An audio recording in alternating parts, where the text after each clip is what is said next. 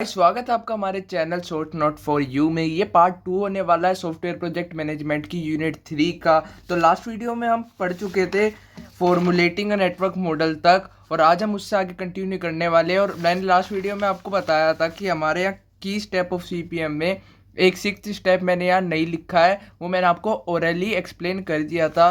तो आज मैं वो लिख के लाया हूँ, तो आप पढ़ लेना। और आज हम करने जा रहे हैं start risk identification and assessment से।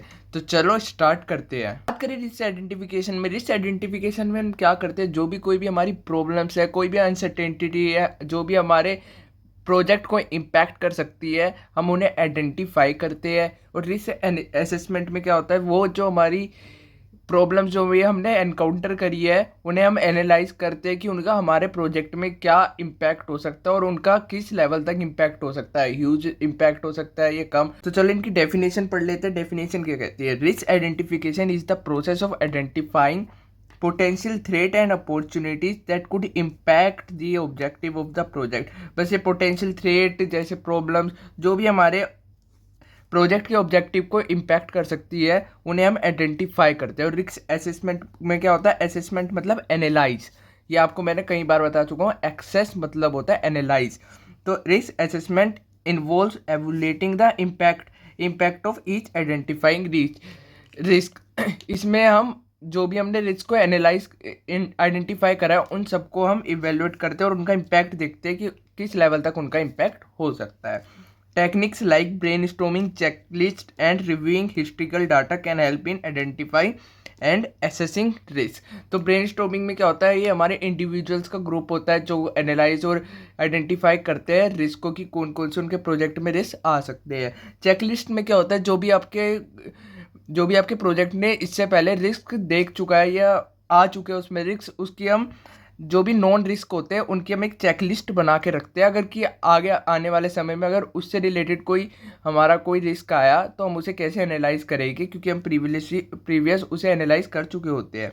एंड रिव्यूइंग हिस्ट्रिकल डाटा क्या होता है कि जो भी हमारे पास्ट प्रोजेक्ट से हम देखते हैं कि उनके सिमिलर, अगर हमारा प्रोजेक्ट पास्ट प्रोजेक्ट से सिमिलर है तो हम देखते हैं कि उनके जैसे जो उसमें रिस्क आए थे, हमारे भी उस सिमिलर रिस्क आने के हमारे प्रोजेक्ट में चांसेस है, उन्हें हम आइडेंटिफाई करते हैं और उन्हें एनालाइज करते हैं। नेक्स्ट आता है हमारा रिस्क प्लानिंग। रिस्क प्लानिंग क्या होता है? ये हमारी स्ट्रेटेजीज जो हम बनाते हैं कि हम जो आने वाले रिस्क है उन्हें हम कैसे एनकाउंटर करें। तो risk planning is about developing strategies to address identified risk. तो स्ट्रेटेजीज हम कौन कौन सी यूज़ कर सकते हैं? Avoid risk.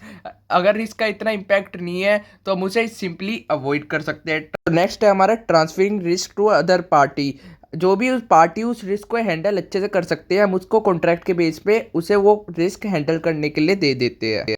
Accepting risk and preparing for their potential impact.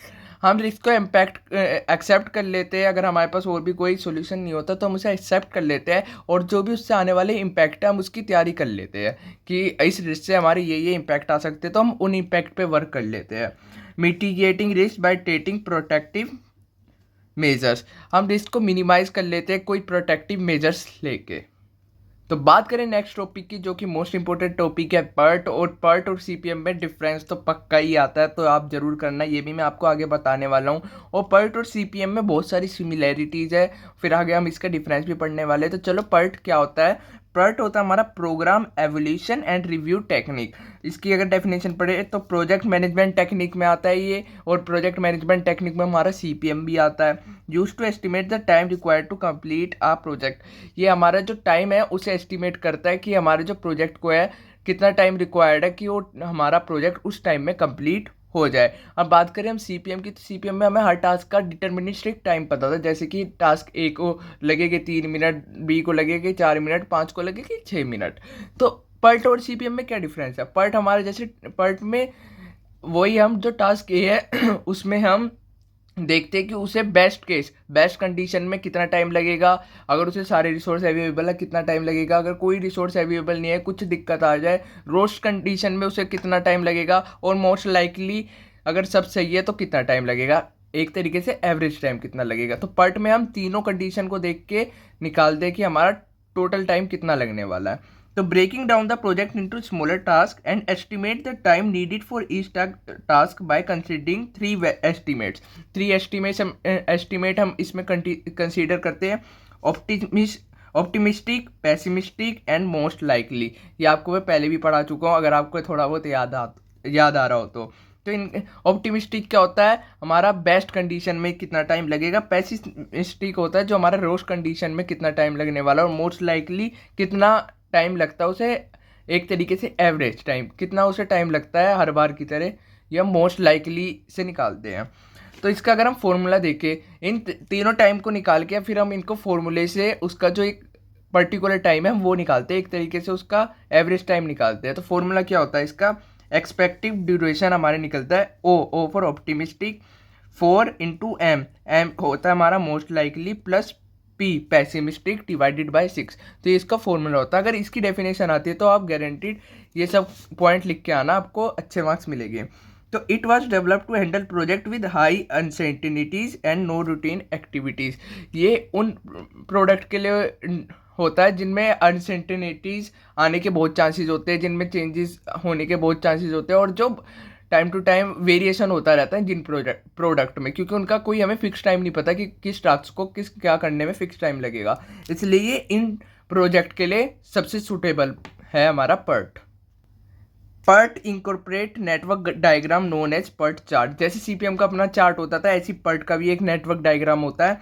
And PERT identify the critical path. CPM में भी हम क्रिटिकल पाथ डिफाइन करते थे और पर्ट में भी हम क्रिटिकल पाथ निकालते हैं। किसके बेसिस पे, longest path of dependent task. जो भी टास्क हमारे डिपेंडेंट है वो वाला हम लॉन्गेस्ट पाथ देखेंगे, और उसी लॉन्गेस्ट पाथ में हमारा जो ड्यूरेशन होगा वो मिनिमम होगा, क्योंकि डिपेंडेंसी ज़्यादा है उसमें और डिले कम होगा, इसलिए हमारा जो टाइम है वो मिनिमम होगा। सेम ये सीपीएम वाले ही 2 पॉइंट है, आप सीपीएम में भी ये लिख सकते हो, इसमें भी ये सिमिलरिटी है इनमें। But allow for better risk assessment and management by considering the uncertainty associated with task duration. तो इसमें हम तीनों टाइम एस्टिमेट निकालते हैं, तो ये बेटर है हमारा अनसर्टेनिटीज को हैंडल करने के लिए, और ये रिस्क असेसमेंट, रिस्क को एनालाइज करने के लिए और मैनेज करने के लिए सबसे बेस्ट है हमारा PERT. It provide a range of possible project duration based on the variability of task duration and allow manager to focus on high risk activities. तो सिमिलरली यही पॉइंट वही है कि ये हमारी हर ड्यूरेशन, हर पॉसिबल ड्यूरेशन देखता है, optimistic, pessimistic and most likely, और उनके वेरिएबिलिटी कैसे कैसे वो चेंज हो रही है time to time. And allow manager को अलाउ करता है कि वो हाई रिस्क एक्टिविटीज़ पे ज़्यादा फोकस करे। तो अब बात करने वाले हैं हम पर्ट एंड सीपीएम में डिफरेंस, जो कि आपका मोस्ट इंपॉर्टेंट क्वेश्चन है। तो चलो बात करते हैं। मैंने इसमें मेनली 5 पॉइंट्स डिस्कस करे हैं, पर अगर आप 5 पॉइंट्स, ये इंपॉर्टेंट पॉइंट है, और अगर आप कहीं और से भी पढ़ोगे तो अगर मैं आपको ये समझा दूंगा तो आप, और जो थोड़े एक्स्ट्रा पॉइंट लिखे होते हैं वो सारे इनसे मिलते जुलते हैं। तो अगर आपको थोड़े एक्स्ट्रा पॉइंट पढ़ने तो आप कोई भी नोट्स, कोई भी अपने कॉलेज के नोट्स में गो थ्रू हो सकते हैं और ईजिली आपको समझ आ जाएगी इन 5 पॉइंट को पढ़ने के बाद। तो बात करें पर्ट की, तो पर्ट में पहले हम पढ़ने वाले nature of project. Nature of project कैसे होना चाहिए, use for project with uncertainties and non routine activities. ये उस टाइप के प्रोजेक्ट के लिए यूज होता है जिसमें अनसर्टेनिटीज आने के बहुत चांसेस है, वेरिएबल होने के बहुत चांसेस है, और routine activities, non routine activities है, कोई एक्टिविटीज़ का कोई रूटीन नहीं होता कि उनका कुछ भी मतलब टाइम टू टाइम वो चेंज होती रहती है।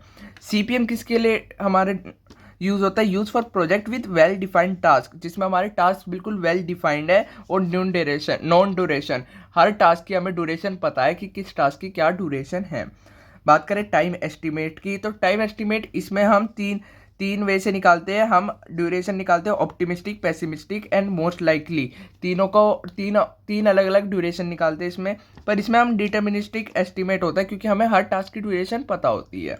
और कैलकुलेशन ऑफ टास्क ड्यूरेशन कैसे करते हैं, इसमें हम क्या करते हैं, जो हम ये तीनों निकालते हैं, इसके मैंने आपको फॉर्मूला बताया O+4M+P/6। तो उसके बेस पे हम जो इसका वेटेड एवरेज निकालते हैं, टाइम निकालते हैं, हर एक्टिविटी के अलोंग हम वेट निकालेंगे, क्या वेट आ रहा है, और उसके बेस पे जो हमारा क्रिटिकल पाथ है वो डिसाइड होगा। इसमें हमें कोई वेट निकालने की जरूरत नहीं होती क्योंकि इसमें हमें डायरेक्ट टाइम की ड्यूरेशन पता होती है, हम डायरेक्टली निकाल सकते हैं।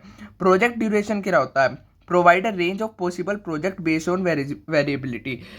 क्योंकि इसमें हमारे बहुत सारे मतलब वेरिएबिलिटी हम निकालते हैं अलग अलग टाइम के बेस पे, तो इसमें हमारी प्रोजेक्ट की हम डिफरेंट डिफरेंट रेंज देख सकते हैं कि हमारा कौन सी कंडीशन में प्रोजेक्ट कैसे काम करने वाला है, बेस्ट कंडीशन में, रोस्ट कंडीशन में या एवरेज कंडीशन में। Focusing on determining the critical path for minimum project duration, इसी में हमारा फोकस करता है कि हम क्रिटिकल पाथ को डिटरमाइन करें और हमारी वो मिनिमम ड्यूरेशन होगी जिसमें जोन सा हमारा बेस्ट क्रिटिकल पाथ होगा। और बेस्ट क्रिटिकल पाथ में हमारी डिपेंडेंसी सबसे ज़्यादा होती है, जिससे हमारे डिलेज भी सबसे कम होते हैं। बात करें नेक्स्ट की, तो प्रोजेक्ट फोकस, ये हमारा इसका मेन फोकस कौन से प्रोजेक्ट में होता है, more suitable for research and development project, ये उन प्रोजेक्ट के लिए हमारे सुटेबल होता है जिनकी अभी रिसर्च होनी है और डेवलपमेंट होना है। इसमें कोई हमारे को पहले से प्रोजेक्ट से कोई रिफ्रेश नहीं लिया होता है, इसमें हर चीज़ नहीं होती है, इसलिए हम अलग अलग टाइम एस्टिमेट्स निकालते हैं। पर ये इसलिए यूज होता है, commonly use in construction and engineering project with well defined activities, ये उन प्रोजेक्ट में यूज़ होता है जो पहले से हमारे बन चुके हैं, इसलिए हम उनके कंपैरिजन में निकाल सकते हैं कि पहले हमारा एक प्रोजेक्ट बना था तो अब जो बनने वाला उसका टास्क का कितनी ड्यूरेशन है और पहले कितनी आई थी, तो हम इससे इजीली टाइम एस्टिमेट निकाल सकते हैं, इसलिए इन प्रोजेक्ट के लिए यूज़ होता है। अगर आप बात करें एक्स्ट्रा पॉइंट्स की, जैसे बहुत सारे आप देखोगे ये प्रोबेबिलिस्टिक डिस्ट्रीब्यूशन में काम करता है और ये हमारा डिटर्मिनिस्टिक डिस्ट्रीब्यूशन में काम करता है, तो ये सब आप अपने आप से काफ़ी सारे लिख सकते हो। तो बात करें हम नेक्स्ट 3 टॉपिक जो हमारे बचे हैं, Monty Carlo simulation, resource allocation, cost schedule. मेरी मान लो तो आप ये खुद ही पढ़ लो, ये ज़्यादा बड़े टॉपिक है नहीं, 2-2 मार्क्स में आ सकते हैं, पर फिर भी मैं आपको आइडिया दे देता हूँ क्या होते हैं, जिससे अगर आप पढ़ो तो आप इजीली समझ पाओ। मोंटी कार्लो सिमुलेशन भी हमारा रिस्क को एनालाइज करने में यूज़ होता है, ये हमारे रैंडम सैंपल्स यूज़ करता है, अलग अलग सैंपल यूज़ करता है अलग अलग कंडीशन में, और बेस्ट सैंपल फिर हम इसकी वजह से जो बेस्ट हमारी एनालाइज टेक्निक है वो हम निकाल सकते हैं रिस्क को एनालाइज करने के लिए। अब बात करें मैं इसकी, अगर आपको डेफिनेशन बताऊं तो डेफिनेशन इसकी, Monte Carlo simulation is a method that use random sampling की यूज़ करता है to predict possible outcomes. Possible outcomes जो जो आ सकते हैं वो सारे आउटकम ये प्रिडिक्ट करता है एक तरीके से। अगर आप देखो मशीन लर्निंग में भी ऐसे ही होता है। And analyse risk in a project, जो भी प्रोजेक्ट है हमारा प्रोसेस है उसमें हमारा रिस्क को एनालाइज करता है मोंटी कार्लो सिमुलेशन। अब बात करें हमारे नेक्स्ट टॉपिक की, नेक्स्ट टॉपिक है हमारा रिसोर्स एलोकेशन। रिसोर्स एलोकेशन आपको तो पता ही होगा, रिसोर्स एलोकेशन कि हम रिसोर्स को किस वे में एलोकेट करें कि उनका यूटिलाइजेशन हाईएस्ट हो। यानी कि मैंने आपको पहले भी किसी वीडियो में एक एग्जांपल दिया है, अगर आपके पास एक रिसोर्स है, वो आपका 2 टास्क को चाहिए और एक टास्क की प्रायोरिटी हाई है, एक टास्क की प्रायोरिटी लो है, तो हम उस जो रिसोर्स को है वो पहले प्रायोरिटाइज वाले टास्क को देंगे, फिर वो होगा तो फिर हम जो भी हमारा लो प्रायोरिटाइज वाला टास्क है उसे देंगे, जिससे हमारे रिसोर्स का यूटिलाइजेशन अच्छा होगा।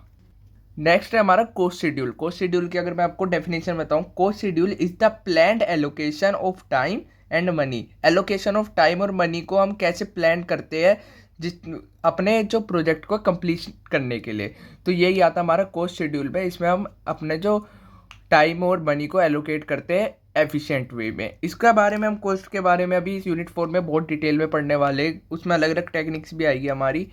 तो यूनिट 3 हमारी होगी ये कंप्लीट। गाइस बहुत मेहनत लगती है, वीडियो को लाइक और सब्सक्राइब जरूर कर देना। मानता हूँ मैं इसमें ज़्यादा टॉपिक नहीं बचे थे यूनिट 3 में, और इसके मैं नोट्स पहले, इसमें थोड़ा डिले हो गया मेरे को यूनिट 3 बनाने में, और इसके मैं नोट्स पहले ही एक दिन पहले ही मैं टेलीग्राम चैनल पे अपलोड कर चुका था। तो आप टेलीग्राम चैनल ज्वाइन कर लेना, उसमें मैंने इंपॉर्टेंट टॉपिक्स भी काफ़ी भेजे, जो कुछ चीज़ें हैं जो यूट्यूब पे सारी चीज़ें नहीं भेजी जा सकती, तो मैं टेलीग्राम चैनल पे भेज देता हूँ। तो आप टेलीग्राम चैनल को ज्वाइन कर लेना, क्योंकि अभी आपका ITCS का जो पेपर था मैंने उसके इंपॉर्टेंट टॉपिक्स भी भेजे थे, यूट्यूब पे भेजना इम्पॉसिबल नहीं था, तो मैंने टेलीग्राम चैनल पे भेजे थे, और 80% से ज़्यादा क्वेश्चन उसमें से आए थे इंपॉर्टेंट टॉपिक से। तो मैं इसके भी इंपॉर्टेंट टॉपिक भेजने वाला हूँ। मेरे को पता काफ़ी लोग नहीं ज्वाइन कर पाते हैं टेलीग्राम चैनल, तो जो इसके इंपॉर्टेंट टॉपिक्स हैं मैं उसकी एक वीडियो अपलोड करने वाला हूँ यूट्यूब पे SPM की। तो इसके बाद हम यूनिट 4 एंड यूनिट 5 अपलोड करने वाले हैं, और उसके बाद मैं इंपॉर्टेंट टॉपिक जो मैंने टॉप 50 क्वेश्चंस सेलेक्ट करे जो इंपॉर्टेंट है, मोस्ट इंपॉर्टेंट क्वेश्चंस है, उनकी मैं एक वीडियो अपलोड करने वाला हूँ। तब तक के लिए keep studying, work hard, thank you, bye.